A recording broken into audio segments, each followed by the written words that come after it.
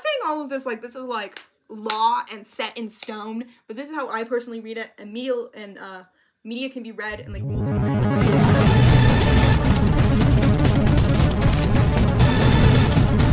Okay, I'm back with a Bungo Stray Dogs rant, and if you're like, your hair looks messy, no it doesn't. I also have notes from we'll get to that. My rant today is about Akutagawa, Mr. Ryunosuke Akutagawa himself, and how I did not get him until I read Beast, and how I think to understand his character, you need to read Beast, and how I think that's a problem. That's a problem. I'm going to talk about the manga and the anime, even though most hardcore Bungo Stray Dogs fans would never ever suggest using the anime as your main way of consuming Bungo Stray Dogs. It's the way that most people who casually consume Bungo Stray Dogs are going to do it, and if you just casually watch the anime, Akutagawa sucks. He's terrible. He's pretentious. He's a brat. And he's really annoying. I'm trying to figure out how to structure this in a way that makes sense, and a way that my thoughts make sense. I need to explain Akutagawa's backstory, because I think that is the thing that I wish was in the manga, because I'm like 99% sure that it's not in the manga. And I'm not talking about those stupid panels where it'll be Akutagawa with his like dead old fish eyes, and then it'll be Dazai looking at him evilly like, this is my plan. I'm not talking about those panels, because I think those pee me off so bad, because you just rewinded like a few seconds. Like, this should have been in season 1 or season 2. Like, this is like season 1, season 2, early manga stuff. Like, this should have been way before we learned about, like, even arguably Dazai. While I was editing this, I came up with the perfect thing. When Dazai is telling Atsushi about Akutagawa, what if he explained his backstory like, I heard through the grapevine, and then cut it off before you talked about when he picked up Akutagawa. Bam, you got the mystery of how he went into the Port Mafia and Dazai's backstory, but you also know, like, who Akutagawa is, you know? Because keep in mind, Akutagawa was the main antagonist. Like, we hyped him up so bad. Like, remember, like, when I've not read the first bit of the manga, because I was like, I'm not reading the first bit of the manga when I've literally already watched it. But remember when, like, Dazai was like, if you hear about Akutagawa, I thought it was spelled with an O at first. You hear about Akutagawa, run, because he doesn't play. And then it was like that random group of people who were probably innocent thinking about it. They probably didn't do anything to him. And then she was like, oh my god, what did Akutagawa do? And he's like, Akutagawa's crazy, which is crazy for him to say, because you know he's not afraid of Akutagawa. He wouldn't make fun of Akutagawa. He does make fun of Akutagawa.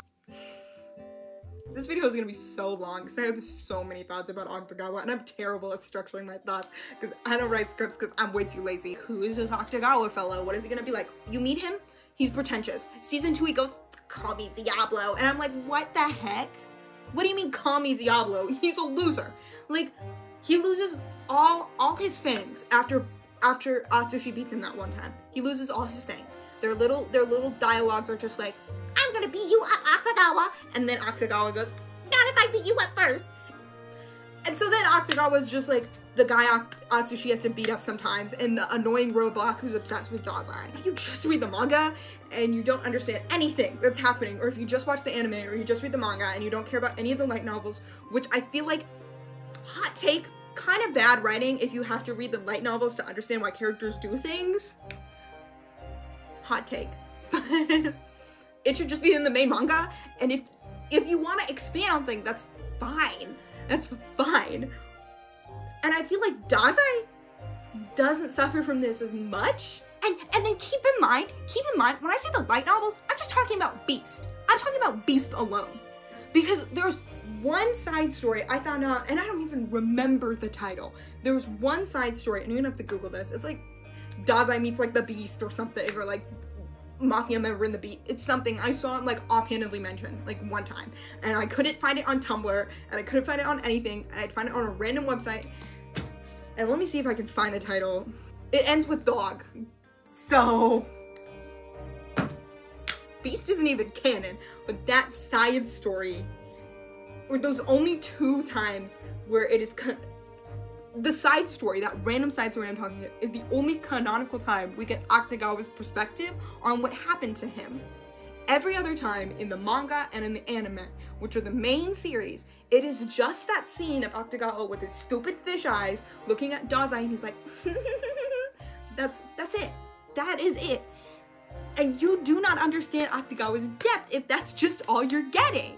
So time to discuss Akutagawa and his motivations and his depth, because I love Akutagawa and I love Beast Akutagawa because Beast has such a better balance of Atsushi and Akutagawa, and their dynamic and their backstory and how they heal and react to their trauma is so good because Beast is just focused on them. Basically, Akutagawa grew up in the slums with a bunch of orphans, which is really important. He grew up in the slums with a bunch of orphans, and everyone in the slums who were adults hated the orphans. And the orphans also didn't like Akutagawa, because the Akutagawa who lived in the slums is very different from the Akutagawa we know now. The Akutagawa who lived in the slums was like 12 and super depressed and hated his life and would react to nothing. He had dead fish eyes. That's where the look that I'm talking about, where it looks stupid, that's what I'm talking about. And I got quotes from the short story I read. Whether he was sleeping on the hard ground of the alley, whether he was partaking in a rare feast, whether he was beaten by an adult until he could no longer stand, not a single trace of a genuine emotion ever crossed his face. He would but stare into the void with his eyes like dark, bottomless pits. Seeing him so, many of the adults murmured that devil's child has no heart. Or devil's child has no heart. Basically, Akutagawa, that's where Akutagawa gets his nickname as the Silent Rabid Dog. Because he's the only kid, I'm pretty sure, he's the only gifted kid. And he's also very violent. This is where Akutagawa's violent tendencies come from, because in the slums, it's kill or get killed. Silently, heartlessly, he would rip any invaders in their territory to shreds. Because of this, he was given the nickname of Silent Rabid Dog. He would never growl to intimidate, or howl to let his opponents know that the battle was upon them. They would first know of him when his teeth were already sunk deep into their throats. Truly, a rabid dog, far more fearsome than the kind that does bark. With people in fear and awe of his prowess, he was given this second name. Point is, Akutagawa is powerful, he is emotionless, he does not talk.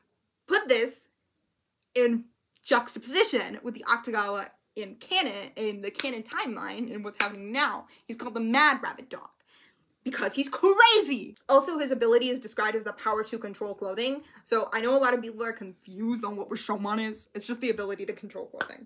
So he can do anything with it, he just chooses to stab people, and honestly, girl boss of him. Akutagawa is like, you know, himself.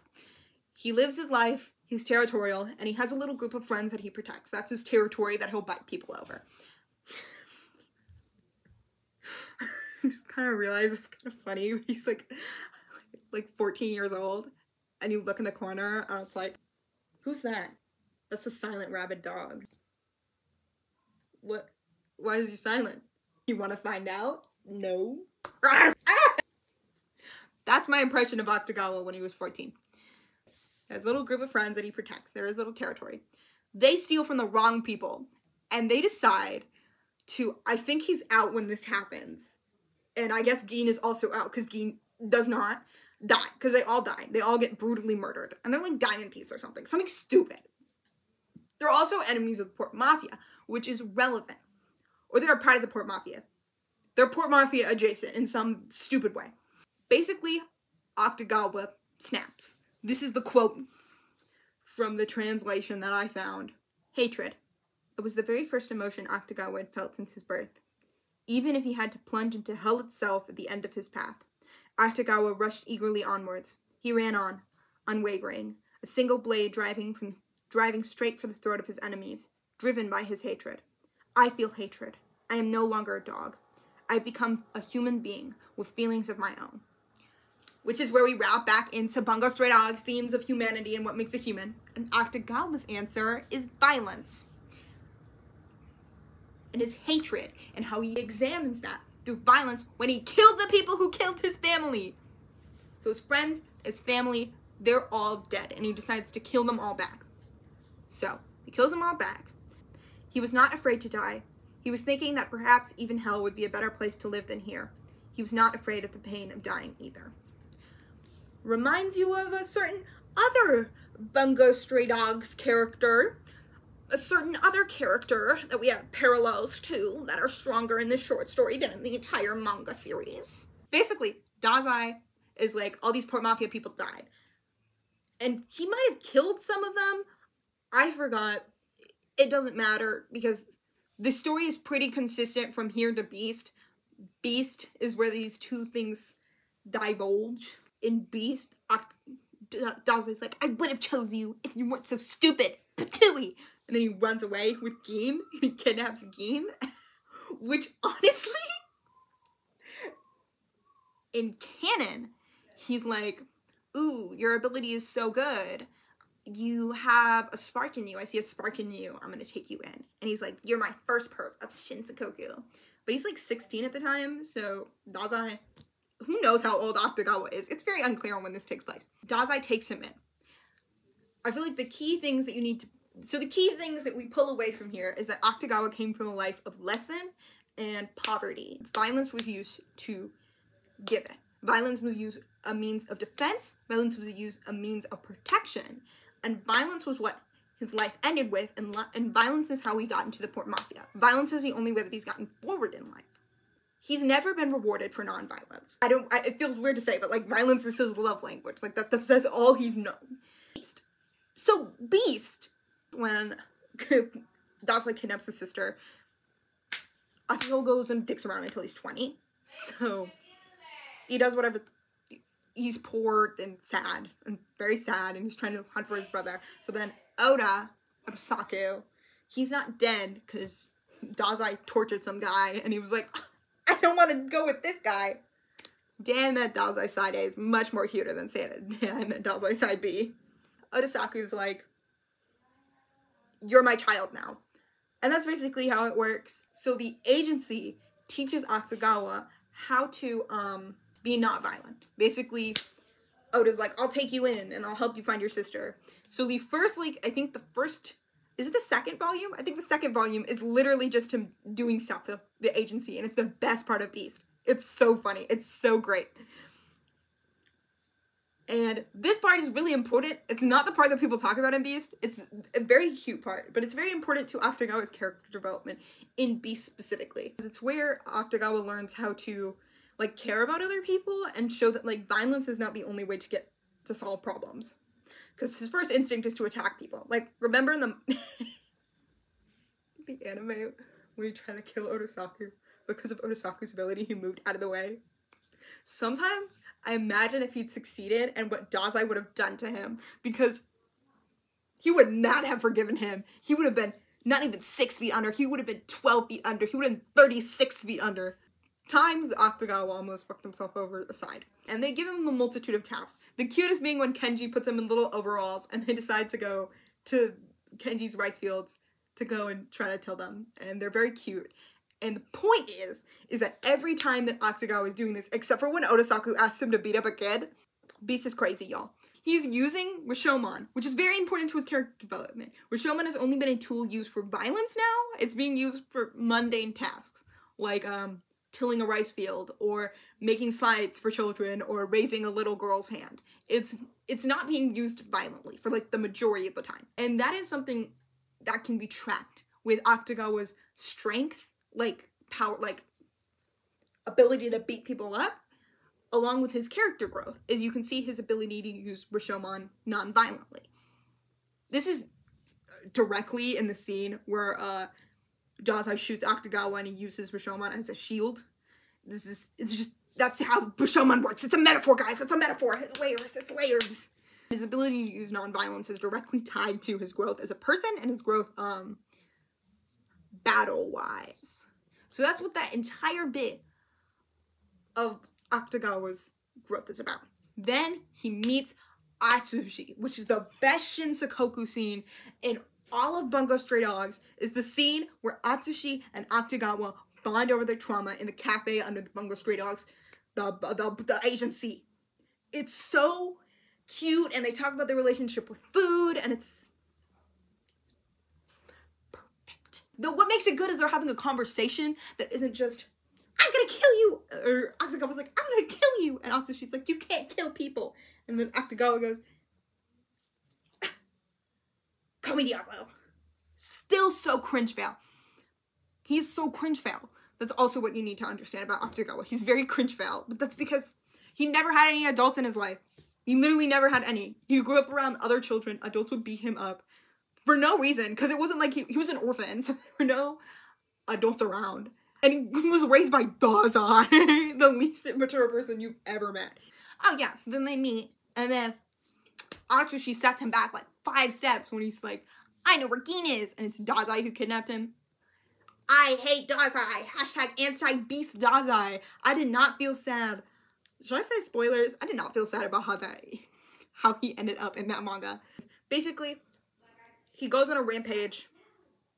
Stuff happens. The agency is like, hey, you can use friendship. We'll always be here for you and stuff. Because that was basically what the entire second thing was about. It was like friendship and stuff. Basically, at the end, he's with the agency, and you can see him at the end of the Beast manga using Rashomon. I feel like I skipped over a lot.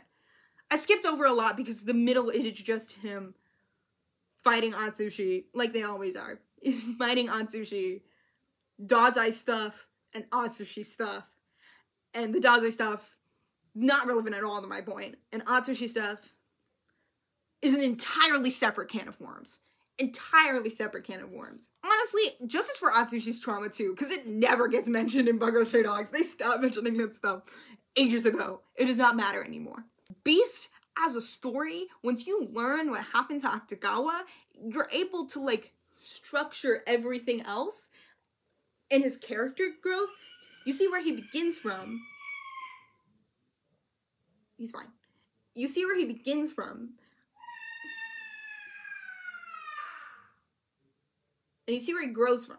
But in the main manga, and in the main series, you don't have that frame of reference. Because the random thing I was reading quotes from, most of you have never read that. I only read it because I was looking for Akutagawa stories, like canon Akutagawa content. Most of you have never read that. If you've never read Beast, you would not understand him. Look at Danny Mota's reactions to Akutagawa. He's obnoxious. He's so obnoxious. He's childish. And you wouldn't understand that from his character design language. He looks like he'd be fancy. His dub voice actor looks like he'd be fancy. It's the same case with Miles Edgeworth. Why is his voice all fancy? Why does he talk all like that when you're from California? Is in the main series, you don't have any of this frame of reference. When you're watching Beast, when you're reading, not even watching Beast, when you're reading Beast, this all makes sense. But when it even works better with Atsushi, because it's focused on just them. It's focused. That's what makes Beast good, is it's focused on Akutagawa's character growth, which is supposed to be a parallel to the first season. And it's like 4 volumes of manga, so I'm not gonna I'm gonna cut it some slack. But it's focused on Atsushi and Akutagawa, which makes sense because Akutagawa is Atsushi's foil. So why do we not know anything about him in the canon manga? Like, why do we don't know anything about him? Why do we barely know anything about Atsushi? Where did this clock gimmick come from, Asagiri, for Atsushi?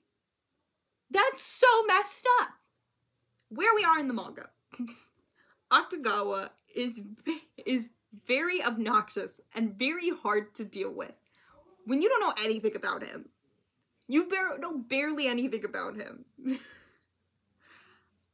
I have told you, what I have given you, his backstory, is one story from his childhood, which makes a lot of sense about him because it's discussed what happens to him and how that affects him. It's discussed in depth in Beast, not in the main manga.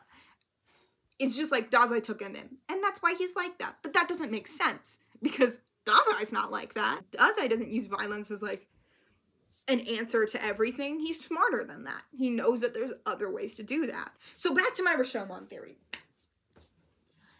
We can see his growth makes a lot more sense in the main manga when you watch, since violence has been a tool for him, Atsushi directly asking him, hey, you can fight me if you promise not to kill anyone for 6 months. And it forces him to get creative, to think about using Rashomon in non-offensive capacities, like his weird ugly armor, which is so ugly because you can see how sickly and pale he looks because he's dying. Keep that in mind. I didn't even mention that. Akutagawa's dying, and it's barely mentioned. It's mentioned once, and then he turns into a vampire, and then he turns into a vampire, but he's still dying? And don't even get me started on how Gin is barely a character. Gin barely, she is barely a character. Their relationship is barely explored. Barely explored. It's just kind of revealed that they're siblings, and it's just like, oh, okay, that doesn't mean anything. Because it would mean something if this was a relationship that had been explored, or if this was a relationship that had been hinted out, but it's just like, oh, they're siblings. Cool. It's nice that Akutagawa has this nice relationship in his life, but like, what does that mean for him? Like in Beast, it means something. Gin was his person he grew up with, and then she was ripped away from him, and that's his motivating factor. What motivates Akutagawa in the canon manga and the canon anime is this feeling that he needs to prove himself, prove that he's worthy of the chance that Dazai gave him, and prove that he's better than his roots, better than the slums, better than being the silent rabid dog. Even though he's still considered violent and hasn't really changed that much. But that's what motivates him there. So why does it matter that Gin's his sister? It only really matters in Beast. That relationship is literally never explored. Never. And that sucks. I just think it's unfair that Chuya gets a light novel before Akutagawa. And it's not because I don't really care about Chuya. Yeah, he's kind of boring. Like, he can manipulate gravity, which is the coolest power in all of Bungo for Dogs. But like, and I think his dub voice is really funny because he calls people broads and he's the only person doing the weird mafia voice. There's no meat for me. And that's because I haven't read Stormbringer, and you can't make me. Because Stormbringer should have been Akutagawa's book. He deserves a book. He doesn't deserve a short story that nobody's read. And yes, he got Beast, and I don't care, because Beast is a canon. What is the thesis of this video? What is my point here? My point is justice for Akutagawa.